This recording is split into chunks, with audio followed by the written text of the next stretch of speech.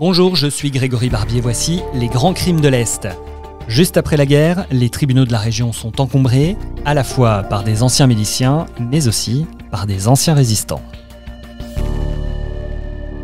Fini l'époque où les miliciens étaient fusillés par paquets. Nous sommes désormais en 1957 et Michel Duc, 33 ans, comparaît devant le tribunal militaire à Paris. Né dans une honorable famille d'industriels et de commerçants de Nancy, il est poursuivi pour intelligence avec l'ennemi.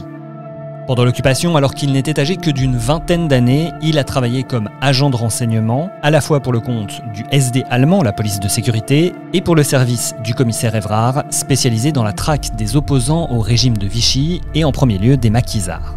Mais comment Duc en est-il arrivé là? Lycéen à Nancy, anticommuniste très tôt, il adhère aux Jeunes du Maréchal. Puis il entre dans la milice dont il devient à 20 ans un des inspecteurs nationaux. Parlant couramment l'allemand, il est appelé à effectuer des enquêtes pour la police française et à en rendre compte à l'occupant. L'acte d'accusation retient sa participation à un certain nombre d'opérations de répression contre des réseaux et des maquis. Il aurait ainsi été à l'origine de la dénonciation d'un groupe d'étudiants à Nancy en 1943, dont quelques-uns furent envoyés dans des camps. Puis on note la présence de Duc lors des attaques de 1944 contre les maquis de Bouc et de Tronde dans le Toulois, de Cirey-sur-Vesouse dans le Lunévillois et de la Piquante-Pierre à la Bresse dans les Vosges. En tout, plusieurs dizaines de maquisards sont arrêtés et fusillés sur place, plusieurs centaines de personnes déportées. Mais quel était le rôle de Michel Duc? Des témoins sont formels, non seulement il était présent, mais il aurait aussi participé à des arrestations, ce que l'accusé nie farouchement à l'audience. En revanche, personne n'affirme qu'il aurait tué lui-même. Après les Vosges, Duc s'enfuit en Allemagne, où il tente de se faire oublier pendant plusieurs mois. Il réapparaît en France, et en 1954, alors qu'il se sait toujours sous le coup d'une condamnation par contumace, il décide de prendre contact avec la justice. Entre-temps, quel service a-t-il rendu à la nouvelle police française? Comme l'affirmera son avocat, maître Jean-Louis Tixier-Vignancourt, est-il vraiment un agent des renseignements ayant œuvré en terre étrangère pour le service de la France? L'audience ne permet pas de répondre à ces questions. En tout cas, de ce que l'on sait, car le huis clos est décrété dès lors que le secret défense est invoqué. Le commandant Lombard, qui assure les fonctions de commissaire du gouvernement, réclame les travaux forcés à perpétuité contre Duc, tenant compte du jeune âge de l'accusé au moment des faits, mais relevant l'extrême gravité des accusations. Duc non seulement échappe à la peine de mort, mais il n'est condamné qu'à 10 ans de travaux forcés. Un mandat de dépôt est immédiatement décerné contre lui. Mais il n'y a pas que des miliciens qui sont jugés.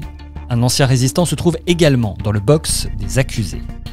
L'affaire qu'examine le tribunal de Metz ce 25 mai 1954 revêt un aspect bien particulier, tant par la personnalité des accusés que par les faits eux-mêmes, liés à la résistance puis à la libération. Nous sommes en 1954, mais les plaies de ce qu'on a appelé l'épuration sauvage ne sont pas encore complètement refermées. Le personnage central de cette affaire s'appelle Louis Jouet, surnommé Judex dans la Résistance. Ses états de service sont irréprochables. Arrêté, torturé, son épouse déportée, il exerce en 1945 les fonctions d'intendant de police à Limoges avec le grade de commandant. Muté à Metz pendant l'été, il va être chargé du criblage des personnes revenant en France, d'un côté les prisonniers et déportés, et de l'autre les collabos et les travailleurs volontaires qui feront l'objet de procédures d'internement administrative ou d'enquêtes judiciaires avec condamnation à la clé devant une cour de justice ou une chambre civique. Pour s'acquitter de cette tâche, Jouet est flanqué de l'adjudant Victor Cousin, alias Le Vautour, et du sergent Jean Vergniaud. Mais Jouet ne se contente pas de cribler les suspects. Il profite de sa situation pour régler directement ses comptes. François Christiani, un ancien officier d'active lorrain qui fut l'interprète des Allemands à Périgueux, est interpellé en Moselle et conduit dans les bureaux de Jouet, rue de Verdun à Metz.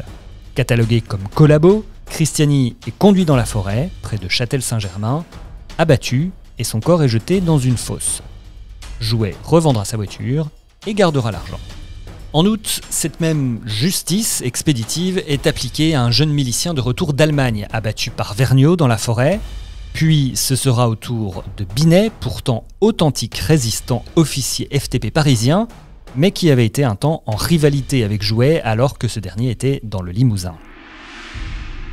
Dans la fosse de Châtel-Saint-Germain, on a aussi retrouvé la dépouille d'un jeune soldat de la première armée française, sacrifié on ne sait pourquoi par Jouet et sa bande. Le 6 septembre enfin, le groupe Jouet s'emparait d'un Géorgien, un formateur occasionnel de la Gestapo à Nancy.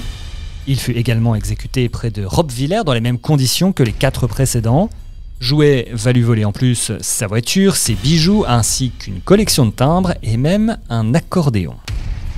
Sa mission en Lorraine achevée, Jouet était retourné dans son Puy-de-Dôme natal et rentré dans l'enseignement professionnel. Mêlé à une affaire très embrouillée de trafic de véhicules, il est dénoncé par une lettre anonyme qui va permettre de remonter petit à petit jusqu'au mystérieux mort de Moselle. Lors de l'audience devant le tribunal militaire, Jouet ne reconnaît qu'un seul meurtre, celui du Géorgien. Pour les autres, il dégage sa responsabilité et traite aussi les victimes de salopards. Le président lui réplique « À Metz, votre tâche était le dépistage et le criblage des suspects, mais vous ne pouviez en aucune manière vous substituer à la police, à la justice et encore moins au bourreau. » Jouet écope de 15 ans de travaux forcés.